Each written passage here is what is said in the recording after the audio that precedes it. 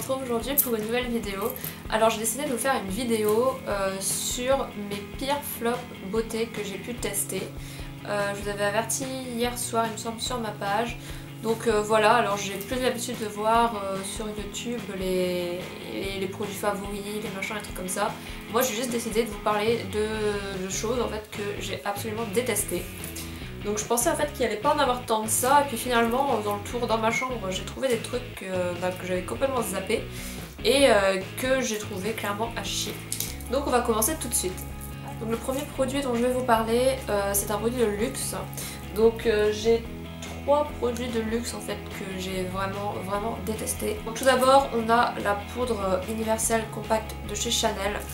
Je m'attendais quand même à avoir une poudre voilà, qui une bonne couvrance, qui en vaut à peu près son prix parce que ça coûte pas loin de 40 € quand même. Et au final franchement c'est une grosse daube très clairement. J'ai détesté ce produit pour plusieurs raisons. La première c'est que c'est pas vraiment très couvrant, voilà, on a quelque chose d'assez léger et pas pigmenté, je dirais un peu comme, je sais pas, comme un fard à paupières pas pigmenté, voilà, on a beau en mettre, ça change rien. Bah voilà, franchement j'ai trouvé cette poudre vraiment nulle question couvrance. Mais alors le pire du pire, c'est l'espèce de dépôt dégueulasse que ça a fait dessus. Alors, je vais essayer de vous montrer. Voilà, alors, ici, tout ça, c'est dur. Donc déjà...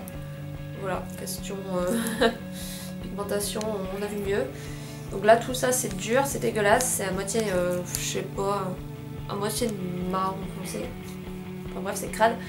Et tout là, il y a des espèces de grumeaux en fait, qui sortent de je sais pas où. Donc franchement quand on voit ça, on n'a pas envie de l'utiliser.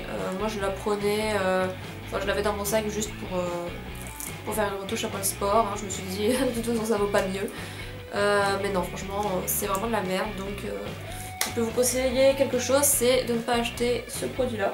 Et j'ai voulu retenter l'expérience Chanel avec cette fois-ci un gloss que j'ai acheté l'hiver dernier. Donc c'est je sais pas, lèvres scintillantes, c'est le numéro 175. Je suis carrément tombée amoureuse de la couleur. Franchement la couleur est hyper belle quoi. Là il n'y a rien à dire là-dessus. C'était parfait pour l'hiver. La pigmentation est très bien. Voilà, je vais vous montrer. Hop. Bon, en gros en un passage ça donne ça. Donc voilà, la couleur est magnifique, la pigmentation est là. Le seul problème c'est qu'il tient, allez, 10 minutes sur les lèvres, 10 minutes et après toute la matière se dilue et se concentre au milieu des lèvres, ce qui donne un aspect vraiment pas beau quoi. Ça fait un peu comme de la gelée après, enfin ça donne l'impression qu'on a foutu de la gelée dessus en fait sur les lèvres et ouais, toute la matière va au milieu et tout autour c'est beaucoup plus clair. Même en le mettant sur un autre rouge à lèvres, ce que je faisais, ça gâche tout en fait. C'est joli pendant les 10 premières minutes et après c'est une catastrophe, ou alors il faudrait en remettre tout le temps, mais plus on en remet, plus après on en a partout. Il suffit qu'on boive un coup, on se retrouve avec un gros cercle comme ça, couleur framboise écrasée. Donc voilà, c'est vraiment dommage parce que ça aussi ça coûte hyper cher. Ça coûte dans les, allez, dans les 30 € je dirais. Ouais, 28-30 je pense, et voilà, donc non, pour moi c'est encore un gros flop. Ensuite, autre produit de marque de luxe, encore une fois, c'est l'eyeliner Dur Show, donc que j'ai acheté au moment des soldes. Je vous l'avais présenté dans mon haul solde. Bien évidemment il n'était pas soldé, hein, comme tous les produits de chez Sephora qui sont à peu près intéressants. Donc voilà, donc c'est eyeliner comme ça avec une longue mine. Donc bon, plutôt bien pigmenté, bien noir, tout ça. Sauf que le problème c'est que la mine est quand même très longue. Et clairement c'est une galère pour que la matière arrive jusqu'au bout. Donc pour tracer la pointe, c'est hyper chiant quoi, ça finit par... C'est beaucoup plus clair là, c'est pas précis, voilà, c'est vraiment une galère à appliquer. Au départ je le trouvais bien, et voilà, au final à force d'utiliser, ben, la mine, il n'y a quasiment pas de matière dans le bout, enfin c'est vraiment pas terrible. Et surtout ce n'est pas, mais alors pas du tout waterproof. Alors je sais, c'est pas marqué que c'est waterproof ou quoi que ce soit, mais si je compare avec d'autres eyeliners qui ne sont pas waterproof, celui-ci il tient couille quoi. Clairement, je fais 1 heure de sport avec, je décide d'aller au sauna par exemple après, je ressors en mode panda, alors qu'avec les autres eyeliners, waterproof ou pas waterproof, ça ne fait pas ça. Donc voilà, il tient vraiment pas, il devient une grille à la fin de la journée. C'est voilà, pour moi c'est encore un gros flop. Ensuite, pour rester dans le maquillage, il y a un autre flop, donc j'ai réussi à appréhender quand même au bout d'un moment, mais voilà, ma première impression est toujours là. Voilà, c'est vraiment pas un produit que j'achèterai en full size, et c'est le Push-Up Liner Zero Real, donc de chez Benefit. Je vous avais fait une vidéo revue sur ce produit quand je l'avais eu. Donc vous pouvez toujours chercher, mais le problème c'est que le son a été désactivé par YouTube. Donc voilà, ça ne servira pas à grand chose de regarder ma vidéo, je peux juste vous donner mon avis qui est négatif. Alors pour quelqu'un qui sait appréhender un eyeliner, qui en met tous les jours et tout ça, les retours sont que c'est hyper difficile à appliquer. Pour quelqu'un qui ne sait pas utiliser l'eyeliner ou qui n'en utilise quasiment jamais, c'est un produit qui va être facile à appliquer. Allez savoir pourquoi, je ne sais pas, mais pour moi c'est vraiment pas le liner, voilà, bim bam boum, le matin on est pressé, on fait son trait, non. C'est vraiment un truc, il faut travailler, mais travailler quand même assez vite parce que ça sèche vite. Donc voilà, pour moi ça reste un flop quand même si maintenant j'y arrive un petit peu mieux, ça reste un flop. Bon, il a quand même des côtés positifs, hein. Il est hyper pigmenté, il tient très bien. Ça c'est clair parce que c'est une texture gel, donc de toute façon voilà, ça tient très bien. Mais question utilisation, c'est un peu zéro, et surtout que vu tout l'engouement qu'on a fait autour en disant que c'était vraiment l'eyeliner révolutionnaire et quoi que ce soit, hyper facile d'utilisation, non franchement je suis déçue, et du coup je vous le conseille pas forcément. Enfin je vous conseille de tester, mais peut-être pas de l'acheter voilà, en full size, surtout si vous voilà, si vous êtes plus habitué à d'autres eyeliners, voilà, moi je vous conseille pas spécialement. Après j'en ai un deuxième, donc en miniature, donc je pense qu'on peut faire quand même pas mal de temps avec le miniature. J'ai un deuxième qui est tout neuf, pas ouvert, donc je pense que je vous le ferai peut-être gagner dans un concours. Comme ça vous pourrez tester, et enfin ça donnera l'occasion à l'une d'entre vous de tester. Et voilà, et vous pourrez vous faire votre propre avis dessus, mais je vous conseille pas forcément de l'acheter comme ça. Mon prochain flop, c'est un pinceau. C'est un pinceau de chez Kiko que j'avais acheté l'année dernière, il me semble. Oui, je crois que c'est ça, quand j'étais allée à Paris l'été dernier. Et je voulais absolument un pinceau duo-fibre pour appliquer mon fond de teint liquide. Donc du coup j'avais trouvé celui-ci qui était en solde, je crois. Et je pourrais pas... Ah si, c'est le 106, donc voilà. Et clairement il est vraiment naze. Déjà il est pas du tout dense. Voilà, il n'y a pas assez de poils je trouve pour vraiment bien appliquer la matière. Et surtout il perd tous ses poils. Alors déjà qu'il n'y en a pas beaucoup dedans, si en plus on se retrouve avec la moitié de la brosse sur le visage collée au fond de teint, clairement moi ça ne me plaît pas. Donc certes c'était pas cher, ça a dû coûter dans les 5 € et quelques, mais non franchement c'est vraiment nul, je l'aime pas du tout, je l'utilise jamais. La dernière fois que j'ai voulu l'utiliser je crois que c'était pour mettre un peu de poudre ou du blush, je sais plus. Mais clairement pour le fond de teint, non, c'est pas la peine quoi, donc voilà, ça c'est aussi un gros flop. C'est dommage, mais bon. Du coup je sais pas si je vais retenter l'expérience pinceau chez Kiko. Peut-être pour quelques pinceaux pour les paupières, mais en tout cas, voilà, le duo fibre comme ça, vraiment pas terrible. J'ai 2 produits pour les ongles, enfin bon j'en ai 4 produits pour les ongles, mais plus spécifiquement dans les vernis. Alors j'ai tout d'abord un vernis de la marque By Arwen qui se présente comme ceci. Donc c'est un vernis que j'avais gagné sur un concours. Donc voilà, j'étais très contente de pouvoir tester parce que c'est des vernis fait maison entre guillemets. Donc voilà, ils proposent des teintes, des paillettes, des trucs comme ça vraiment très jolis qui changent un peu de tout ce qu'on peut trouver dans le commerce et tout ça. Un peu moins cher aussi il me semble, quoique là j'ai pas les prix en tête donc je pourrais pas vous dire. Mais si vous voulez je vous laisserai le lien de la page, de leur page Facebook dans la barre d'infos quand même pour que vous alliez voir.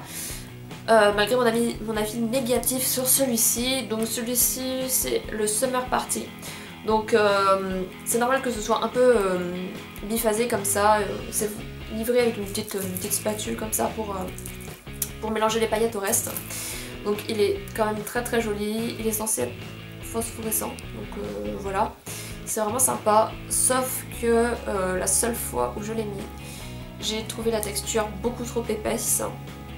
Je l'avais mis sur une base de vernis blanc et ça m'a fait des espèces de grumeaux, c'était hyper épais et clairement l'effet était un peu dégueu sur les ongles j'ai trouvé.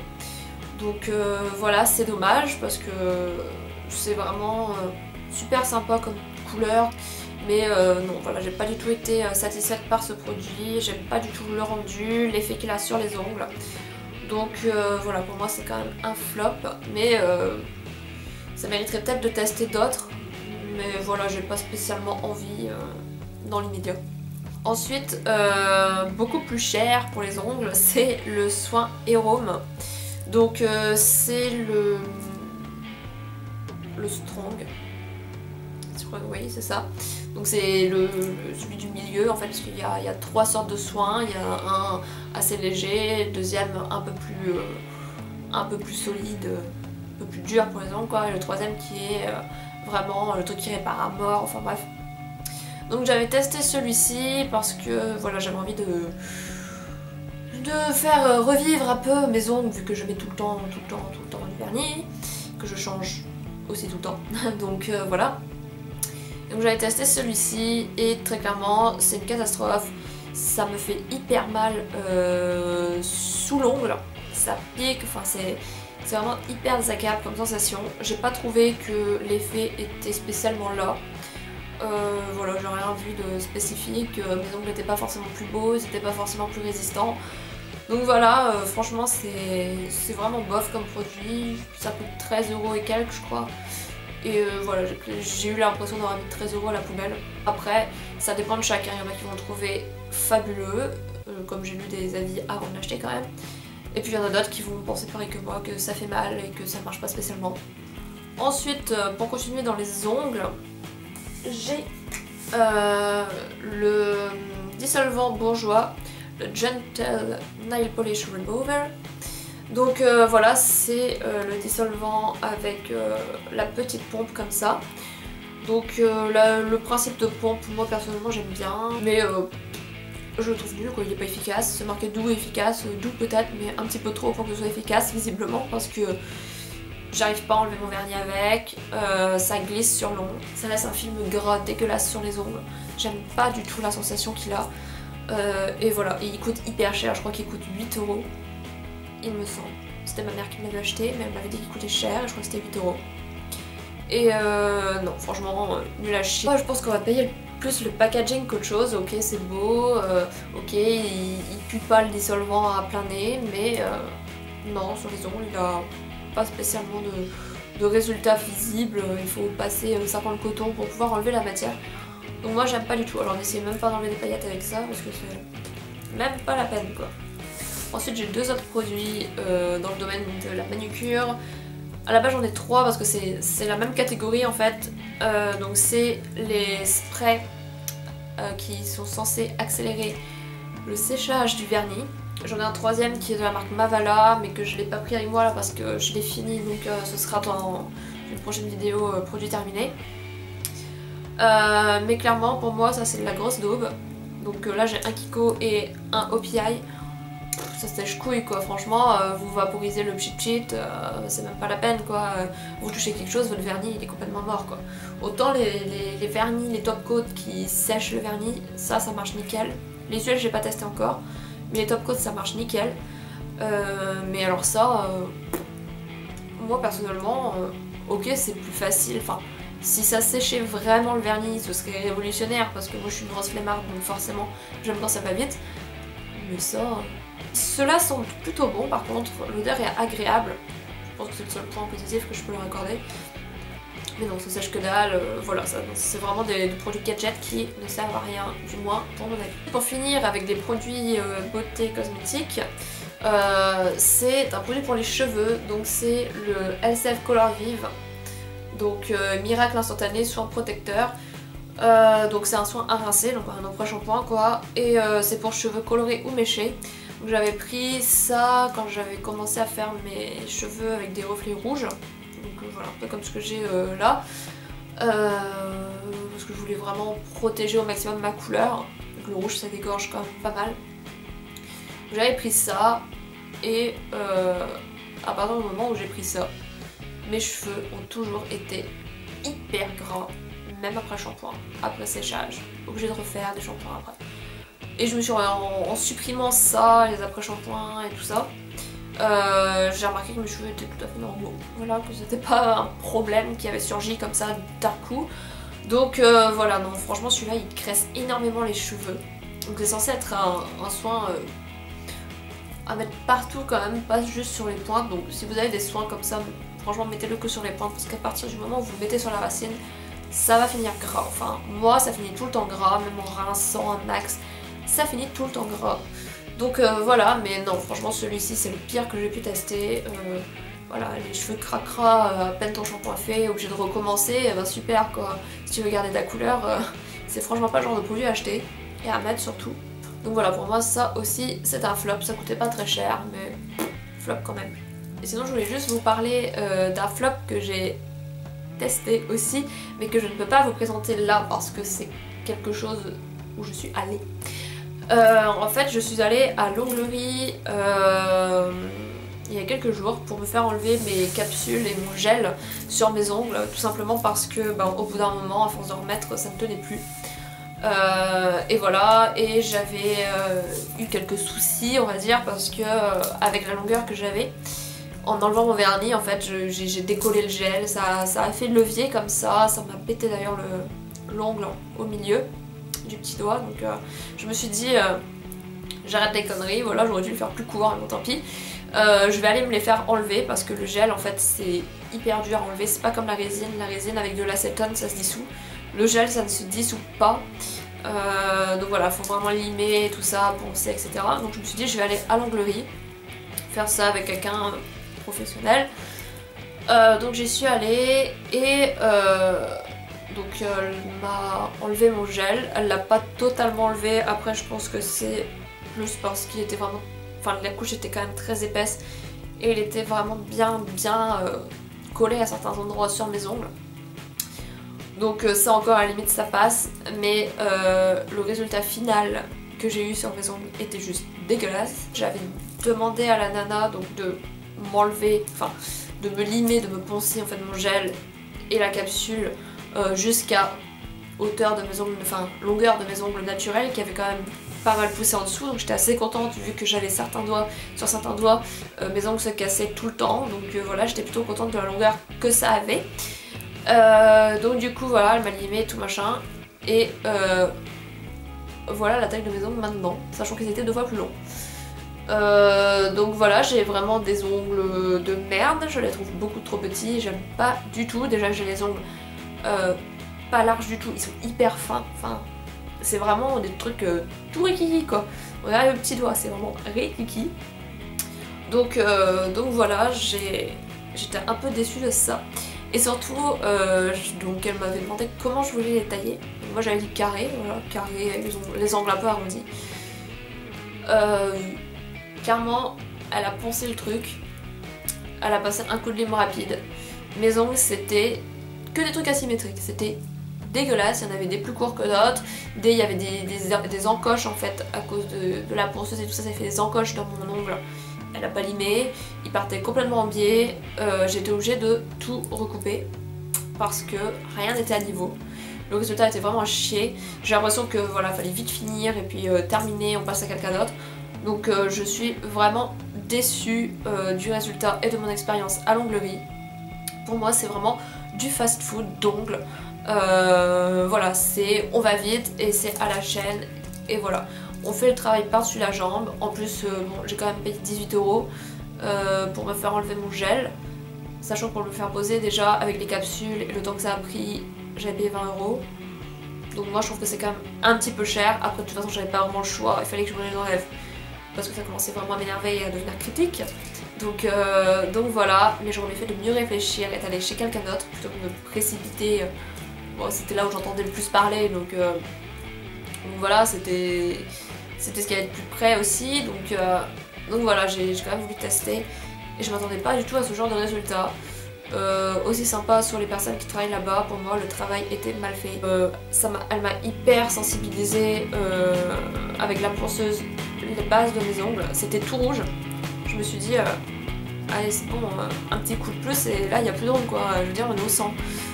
Bon là elle m'a limé ma cuticule donc c'est un peu saigné mais bon. Ça à la limite c'est pas trop grave parce que même en limant avec une lime normale, on n'est jamais à l'abri de ce genre de choses hein.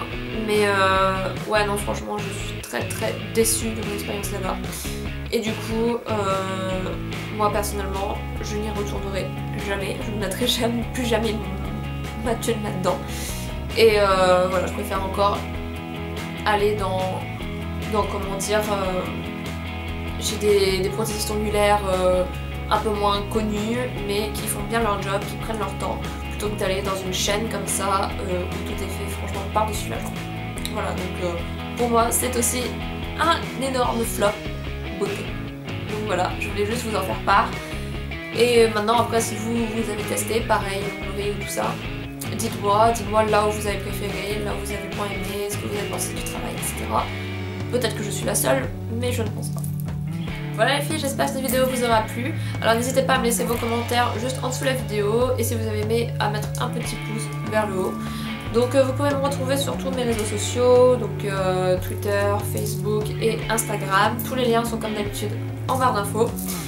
Sur ce, je vous laisse, je vous fais des gros bisous et je vous dis à très vite. Salut!